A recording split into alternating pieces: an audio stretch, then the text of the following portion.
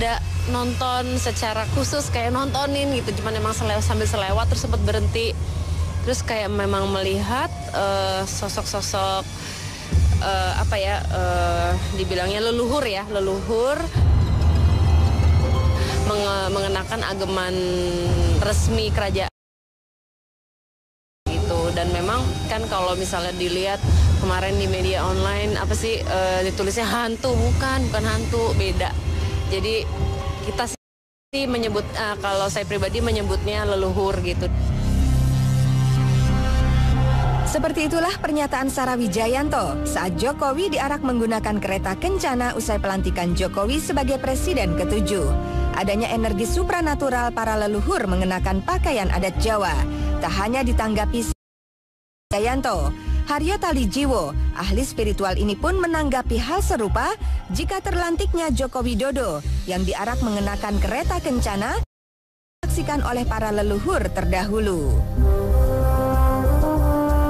Agemannya itu ya kayaknya Jawa, tapi kan agak mirip ya, Jawa sama Sunda kan juga agak mirip, cuman memang kayak sini mengenakan kayak emas di sini, saya nggak tahu namanya apa itu, emas berwarna emas, terus lengkap dengan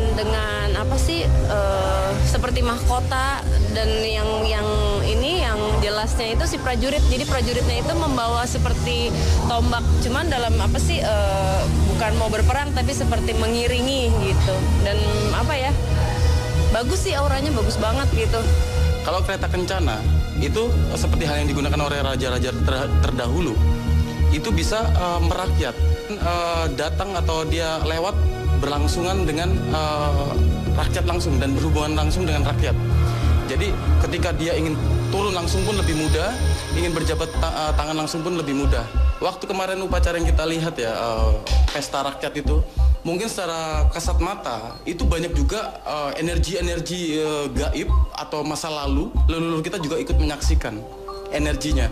Dan kebanggaan khusus untuk Pak Jokowi ini juga bisa mengembalikan lagi budayanya, yaitu Nusantara ini, supaya tetap budaya itu tidak hilang.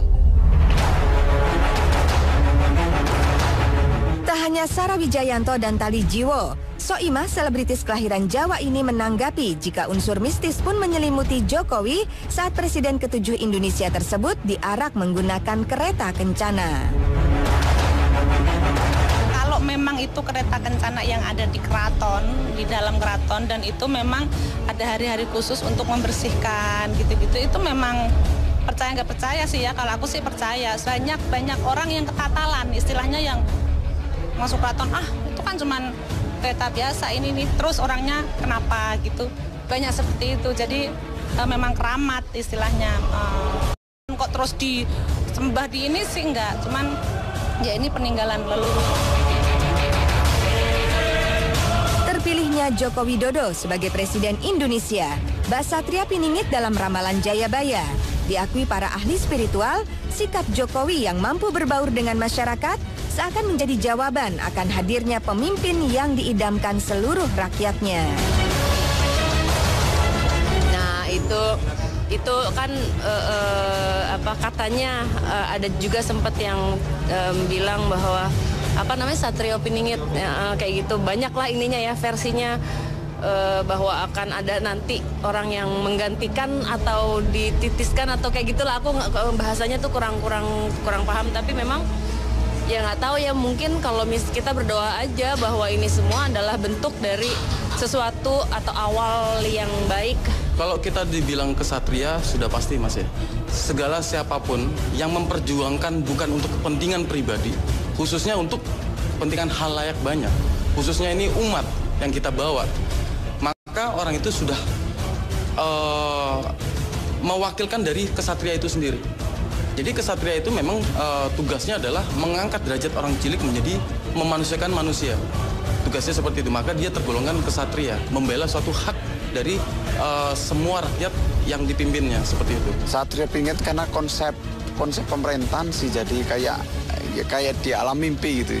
Satria Piningit itu memang dia tingkah lakunya, tindak tanduknya dia mempunyai kekuatan spiritual atau supranatural.